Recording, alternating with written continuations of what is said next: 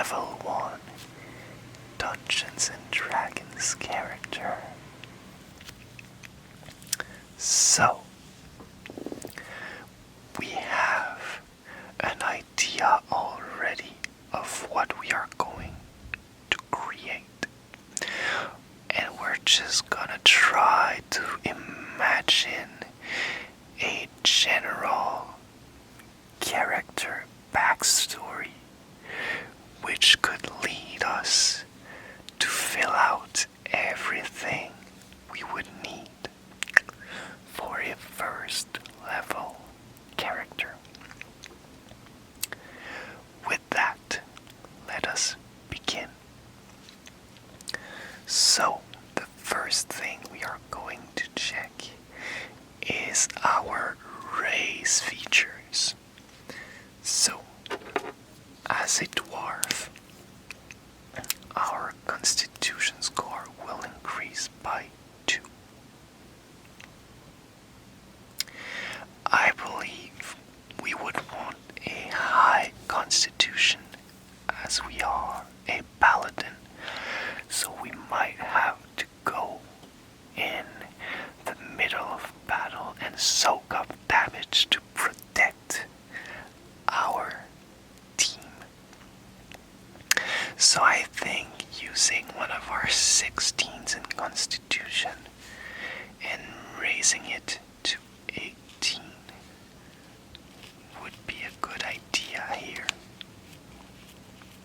There we go. Next, we have our age and our size. We are medium size and we have a speed of 25 feet.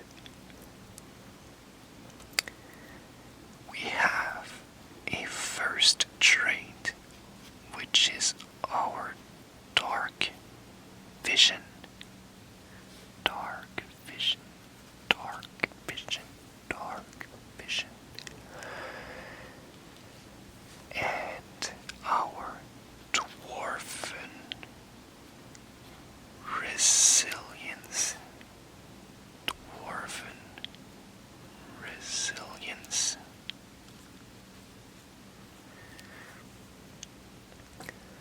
That will give us advantage on saving throws against poison and resistance to poison damage. We have our dwarven combat training.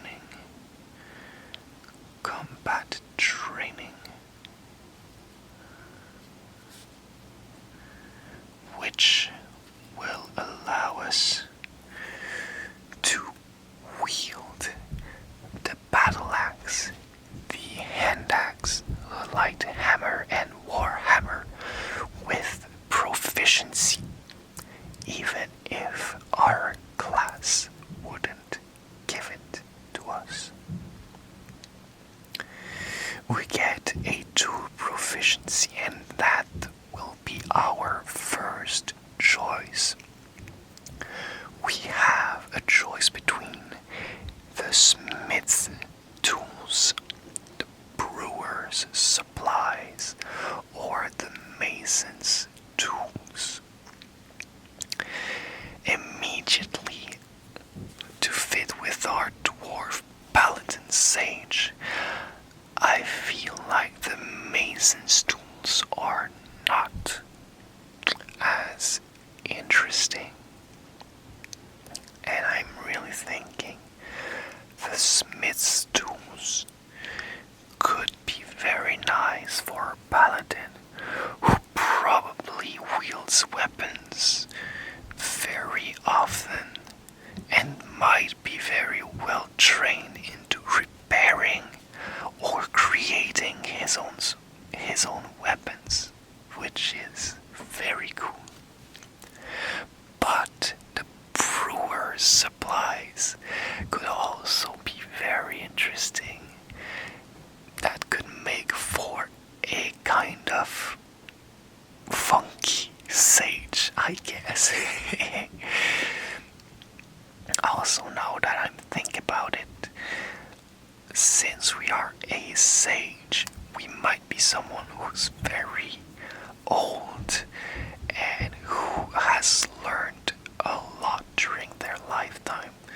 So for our age, I'm thinking we could be on the older side. Just a quick thought. As for our two proficiencies, I believe I'm going to go with the smith's tools. Smith's tools. Right here. I think that will play well into our Dwarf Paladin.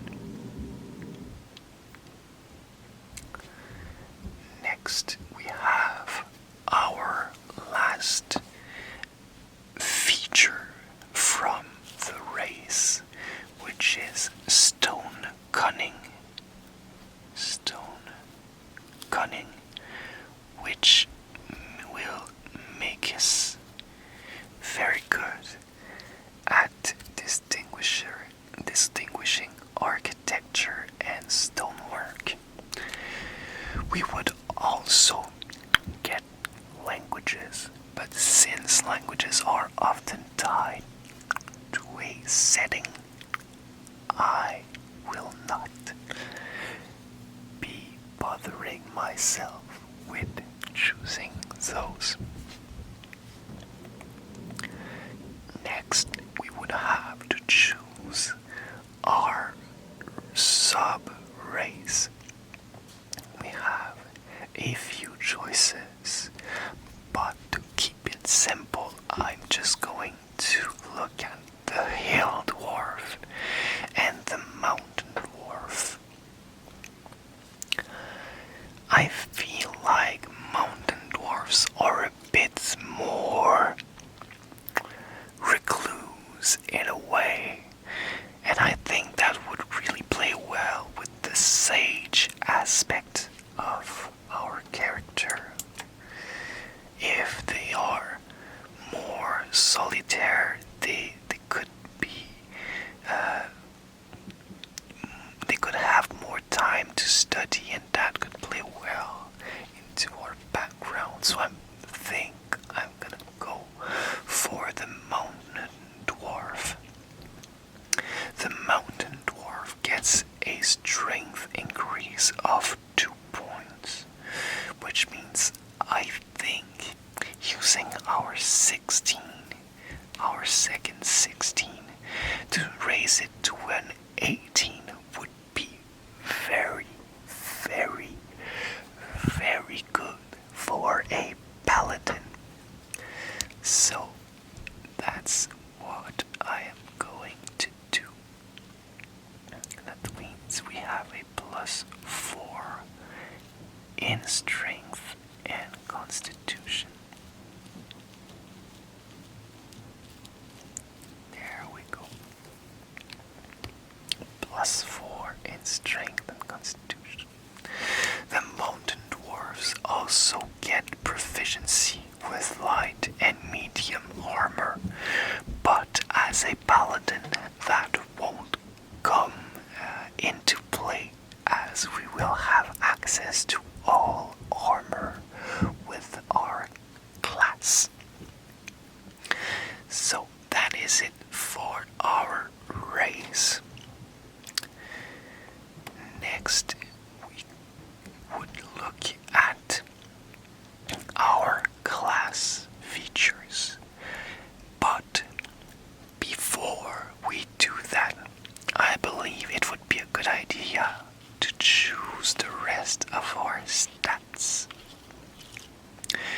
Choosing the rest of our stats will let us fill out our saving throws, our skills, and our hit points without having to bother. We'll already have the choice made. So that's what I'm gonna do. So we have an idea of a mountain dwarf who's older and has spent their life studying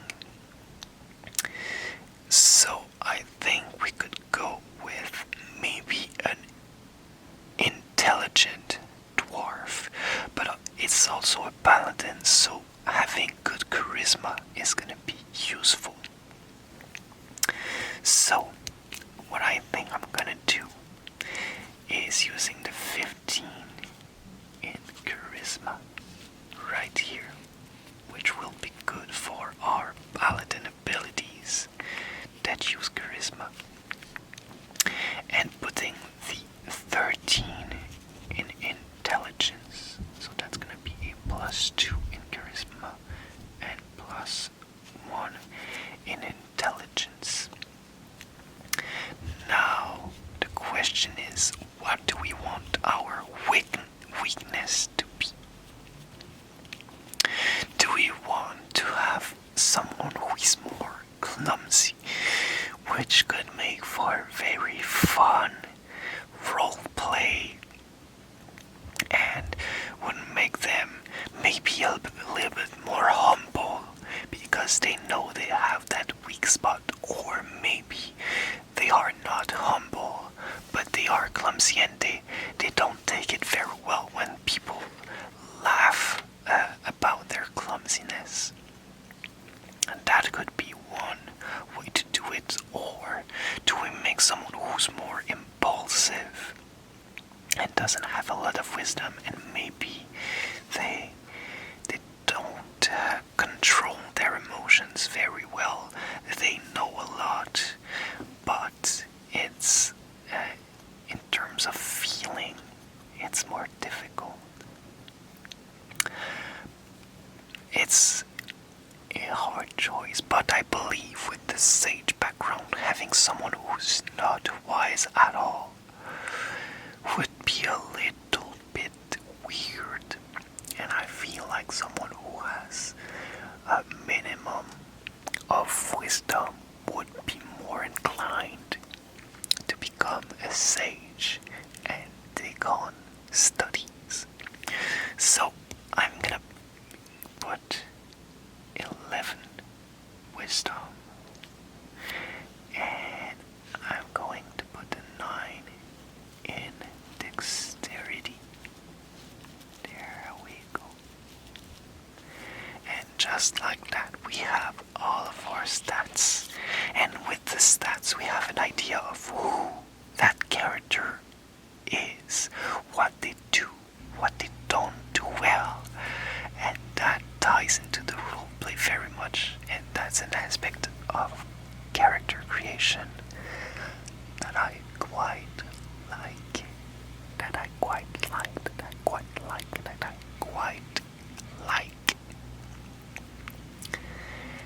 With that, let's fill out our class features.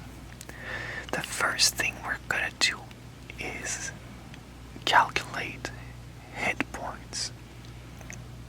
So at level 1, we get 10 hit points plus our constitution modifier, which is 4, which means we get 14 hit points at level 1, which is very good. I cannot complain about 14 hit points at level 1. Next, we get proficiency with all armors, shields, simple and martial weapons. We do not get any proficiencies with tools, and our proficient saving throws are wisdom and charisma, which means we can fill this out. +4 -1 +4 +1 +2 at level 1 and +4. There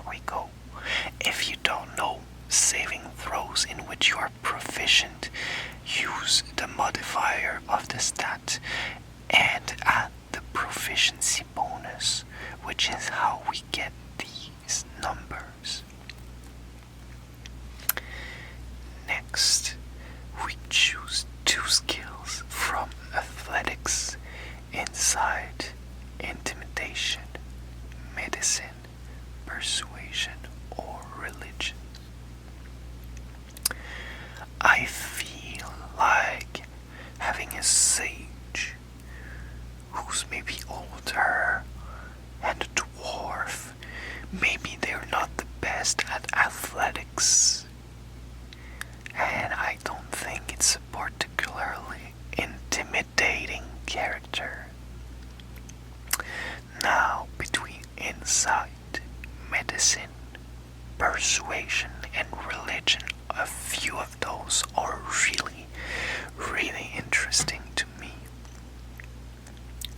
Insight could play well into a character who's seen a lot of people during their lifetime and knows very well how to read them. We don't have a lot of wisdom, but using a skill could fix that a little bit on insight, which I'm not totally against, to be honest. Medicine, I don't think is very necessary. As a paladin, we can rely on our lay on hands to heal people. Persuasion is very interesting. They could be an older gentleman who is very good company. We also have decent charisma, so we could be a nice face of the party in some situation. That's very viable in my opinion. But religion maybe could be interesting if we are a sage who has been studying religion and the faith of the dwarves. That could very well work. A choice must be made, and here I think I will go for insight and persuasion for our skill proficiencies. That seems pretty good to me. That seems pretty good. At level 1, we get the Divine Sense class trait. Divine Sense, which lets us sense the presence of different types of creatures around us, especially celestials and fiends, and undead, of course. Should I choose my equipment right now? Let's do the equipment. First, we get a martial weapon and a shield, or 2 martial weapons. I really like the shield for a paladin, so I'm gonna take that. And as a martial weapon, I think a warhammer would be very interesting. The warhammer, let's go check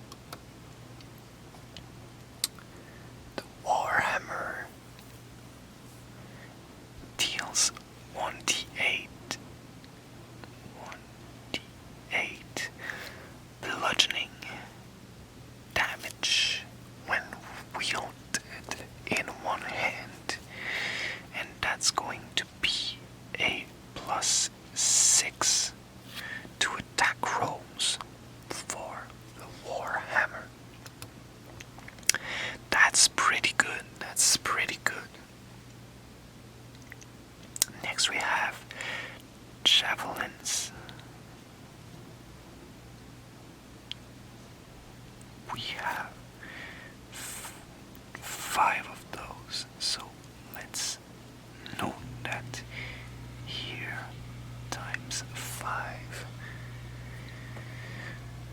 We get a priest pack or an explorer's pack. Now, I usually like the explorer's pack, but here maybe the priest pack would be more in line with our character in general. So I think we're gonna take the priest pack.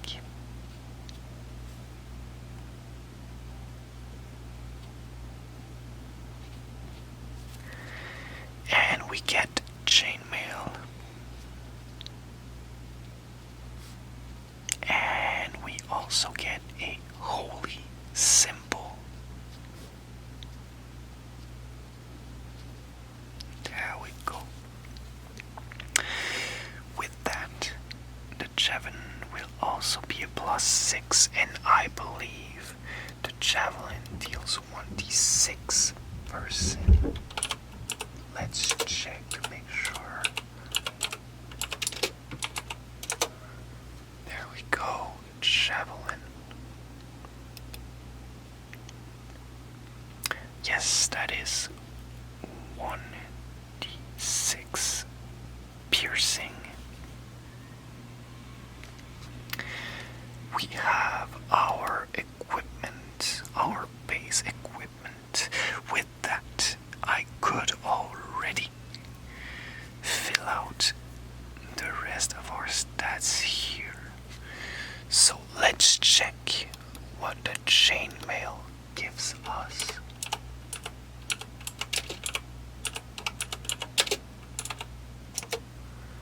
Chainmail.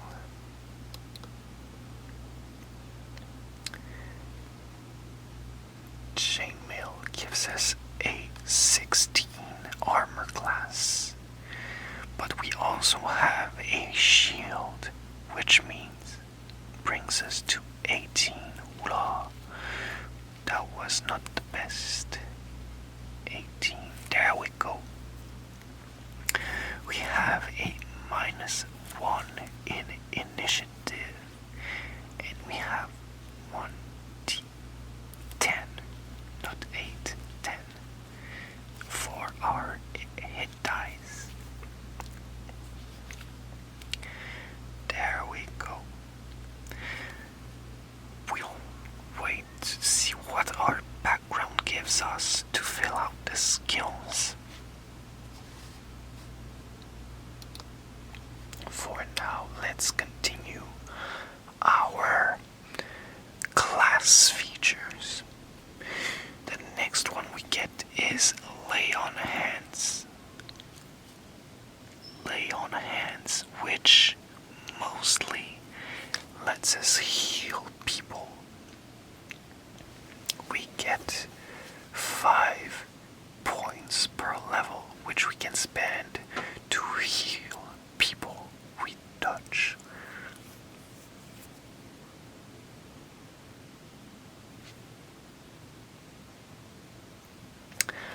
The last one. Yes, I believe it is the last feature we get at level 1. No, that was actually the last feature we get at level 1. So that is it for our paladin. Next, let's check our sage background. The sage background gives us proficiency in Arcana and history. We do not get dual proficiencies. We get 2 languages, which once again I'm not gonna bother choosing. And we also get a few interesting equipment. A bottle of ink, a bottle of ink, bottle of ink, bottle of ink, a quill, a small knife, a letter from a dead he had been able to answer. A set of common clothes and a pouch containing 10 gold pieces. And with that, we have our complete character. We just have to fill this skill box and we will be done. Plus 4 plus 2 plus 3 plus 2 plus 2 plus 1 0 plus 1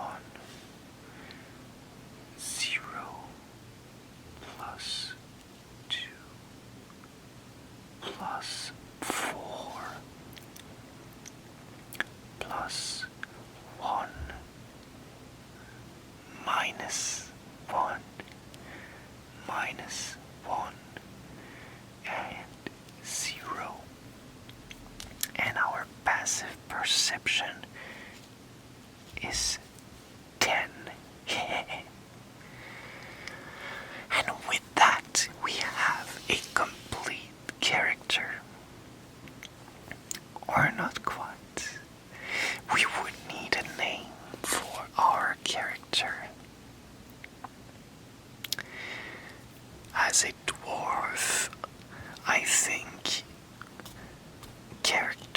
the names of dwarven characters can have a lot of hard R's in there. Maybe a lot of ooh or oh sound, which is hard to do while whispering. Here's what I think I'm gonna do. I'm gonna ask you to choose the name of this character. This sage dwarf who may have been an adventurer long, long ago, defending the values of their gods and going on adventures, but who retired from adventuring to start studying for ages and is now called once again to go back on the battlefield to defend the innocent and to defend their faith and their values. I think that's a great character we've created today, and I want you to let me know what should be their name. And with that, I hope I'll see you next time.